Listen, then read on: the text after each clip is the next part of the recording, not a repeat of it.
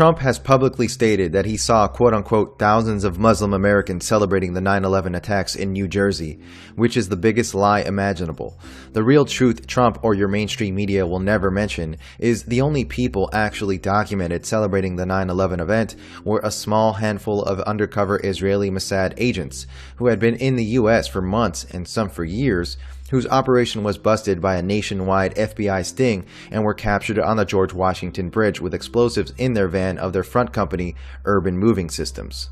Deborah Favre, the reports we're getting now, 2 or 3 men arrested on the New Jersey Parkway. Deborah, can you hear me now? Yes, I can. That is the information that I'm getting from 2 sources, that there was a van either on the New Jersey Turnpike or the Garden State Parkway, and that it was near the George Washington Bridge. There were 2 or 3 men who were in the van. The van was pulled over. It is not clear why the van was pulled over, but when it was, law enforcers found tons of explosives inside of the van. That is right now all I'm hearing, but again, 2 to 3 people in custody, and we are trying to get more information on that right now.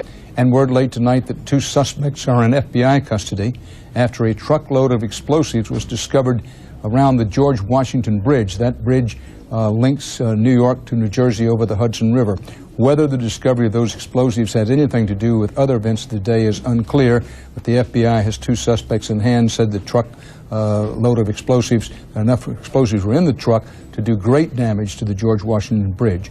But they arrested the 2 suspects and they're questioning them as we speak. Since 9/11, we have thousands of pages of FBI, CIA, and DOJ reports documenting the arrests made on 9/11.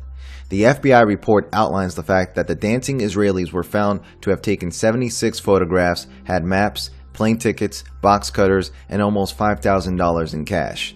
In their 2004 civil lawsuit, the Israeli plaintiffs demanded their possessions and money back, in addition to many other demands. The declassified FBI reports also outlined the little-known fact that additional Israelis driving vans were arrested by police in Ohio, Pennsylvania, and New Hampshire after the 9/11 attack. Numerous trucks and vans with explosives were stopped by police on 9/11. And, as outlandish and unbelievable as it may sound, one of the vans had a mural painted on the side of it depicting a plane crashing into the Twin Towers. This is confirmed by 2 sources. 1, the New York Police radio transmission recordings from the day of 9/11. 2, it was also discussed by U.S. Transportation Secretary Norman Mineta himself in his February 2006 official report titled Saving City Lifelines, Lessons Learned in the 9/11 Terrorist Attacks. The report stated, quote, "There were continuing moments of alarm. A panel truck with a painting of a plane flying into the World Trade Center was stopped near the temporary command post. It proved to be rented to a group of ethnic Middle Eastern people who did not speak English.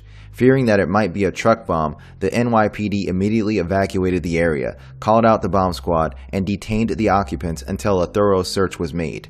The vehicle was found to be an innocent delivery truck." End quote. The report, of course, makes absolutely no mention of the truck exploding or the fact that these Middle Eastern people had actually been Israeli spies.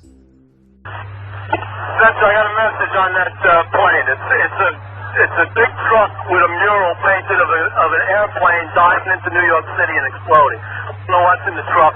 The truck is in between 6th and 7th on King Street. All right, 10-4, I'll send the issue in the bomb squad there for Westgate. The boys? What, the risk message? That's fine.